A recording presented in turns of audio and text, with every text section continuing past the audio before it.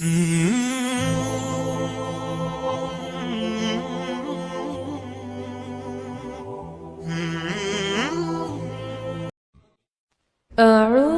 بالله من الشيطان الرجيم بسم الله الرحمن الرحيم.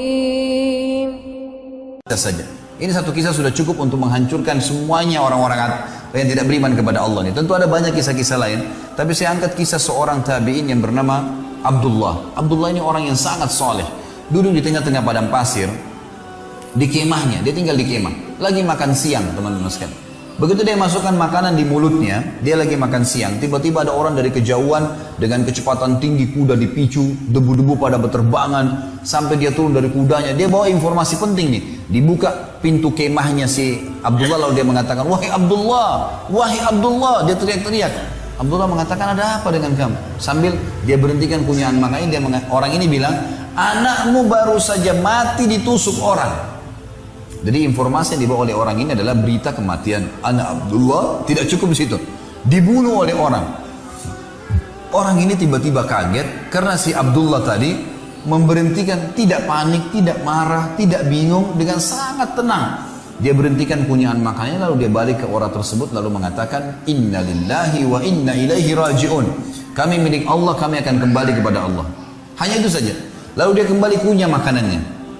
Dan ini ada pelajaran teman-teman, nanti akan diceritakan, dia sebutkan sebabnya kenapa dia tetap punya makanan. Orang yang bawa informasi penasaran, ini orang mati anaknya nih.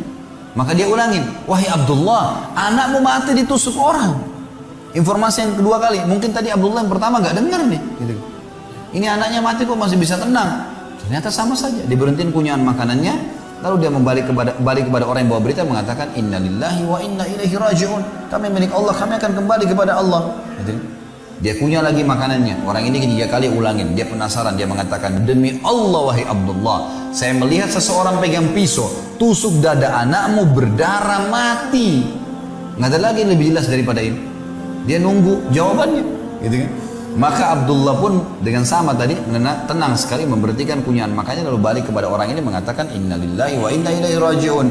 Kami milik Allah, kami akan kembali kepada Allah. Orang yang bawa berita penasaran mengatakan, "Wahai Abdullah, demi Allah yang saya bayangkan adalah Anda akan panik, bingung, membongkar makanan ini, kemudian Anda segera mencari siapa yang membunuh anak Anda." Wajar, secara manusiawi orang kalau belum paham itu jawabannya. Anaknya dibunuh orang gitu kan. Abdullah subhanallah, lihat orang yang beriman kepada Allah bagaimana menghadapi permasalahan teman-teman sekalian. Dia bilang sama orang yang bawa berita, "Duduklah saudaraku. Ini anaknya lagi mati. Dia masih mau menasihatin orang." Gitu kan. "Duduklah wahai saudaraku." Duduk orang itu. Lalu dia bilang, "Kami adalah sekelompok kaum, segelintir orang yang beriman kepada Allah subhanahu wa ta'ala. Dan Allah subhanahu wa ta'ala, Tuhan kami telah mengajarkan kepada kami kalau musibah datang, kami mengucapkan pertama kali kalimat istirja. Inna lillahi wa inna ilaihi raji'un. Kami milik Allah, kami akan kembali kepada Allah." Dan Allah berfirman dalam Al-Quran, "Wa basyiris sabirin alladzina idza asabatuhum musibatun qalu inna lillahi wa inna ilaihi raji'un ulaika alaihim salawatu min rabbihim wa rahmah wa ulaika humul muhtadun." Allah telah mengatakan dan sampaikan berita gembira kepada orang-orang yang sabar, yang mereka kalau ditimpa musibah mereka mengatakan kami milik Allah, kami akan kembali kepada Allah. Mereka lah orang-orang yang mendapatkan rahmat dan jalan keluar dari Tuhan mereka, dan mereka mendapatkan petunjuk. Lalu dia bilang, "Saya sudah ucapkan kalimat itu.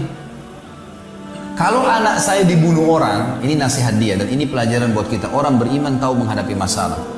Dia bilang, "Kalau anak saya mati ditusuk orang tadi, saudaraku fahamilah, Allah juga telah menyampaikan kepada kami sebagai hamba-hambanya, orang mati bukan karena tusukan, tetapi mati karena ajalnya datang. Kalau ajal anak saya belum datang, mau 1000 orang pun yang tusuk tidak akan mati." Orang beriman tenang dengan itu. Mau ditabrak kereta api kah, mau disentuh, mau dikena setrum kah, kalau belum ajal tidak bakal mati, gitu kan. Maka di sini Abdullah ingin menjelaskan kepada kita satu poin teman-teman sekalian. Yang membuat mati Allah subhanahu wa ta'ala karena ajal datang. Dan bahasa saya ajal ini tanggal expire, gitu kan. Jadi bukan cuma makanan kalian yang punya tanggal expire, antum dan saya juga punya tanggal expire, gitu kan. Semua alam semesta ini punya tanggal expire. Ada sebuah riwayat menjelaskan, seorang sahabat pernah membeli sebuah piring, kemudian piringnya jatuh pecah oleh pembantunya. Lalu dia marah-marah dengan pembantunya. Nabi SAW waktu dengar panggil tuan rumahnya, panggil. Lalu kata Nabi SAW kepada tuan rumahnya, kenapa kau marah dengan pembantu? Dia bilang, ya Rasulullah, piring baru saya beli dipecahin. Kata Nabi SAW, jangan kau marah dengan pembantumu karena piring yang dipecahkan olehnya punya ajal sebagaimana kau punya ajal. Kalau bukan pecah di tangannya, akan pecah di tanganmu. Gitu. Gelas ini teman-teman sekalian, kalau sudah saatnya pecah, maka di tangan saya itu di tangan Anda akan pecah pada saat itu. Atau kita taruh di meja pun akan pecah dengan sendirinya. Memang sudah begitu ajalnya. Kita beli makanan ternyata ada yang rusak. Rusak itu karena ajalnya sudah datang. Gitu kan? Maka kita harus paham masalah ini. Mati itu karena ajal sudah datang. Gitu. Kemudian juga saya ingin diberatkan teman-teman sekalian di poin ini. Mati dalam Islam itu cuma dirasakan satu. Semua mati, jenis-jenis mati, orang ditabrak kereta api kepalanya hancur, orang yang naik pesawat meledak tidak ditemukan sepotong pun badannya, orang yang tenggelam di lautan dimakan ikan habis badannya, orang yang mati di atas ranjang teman-teman sekalian, ini dalam Islam satu. Yang dirasakan cuma satu. Mungkin kita secara manusiawi lihat berbeda-beda prosesnya. Tapi ini mati satu karena hanya merasakan sakaratil maut. Itu saja. Bagaimana ruh dicabut oleh malaikat. Orang beriman akan keluar lebih mudah dari air dari mulut kendi. Sebagaimana saya jelaskan semalam dalilnya. Dan juga orang fasik atau orang kafir akan seperti bulu domba yang dibasahkan. Lalu dililitkan di pohon duri lalu ditarik dengan keras sehingga berantakan bulu domba itu. Hanya itu saja. Maka Abdullah di sini tenang teman-teman sekalian, anaknya mati.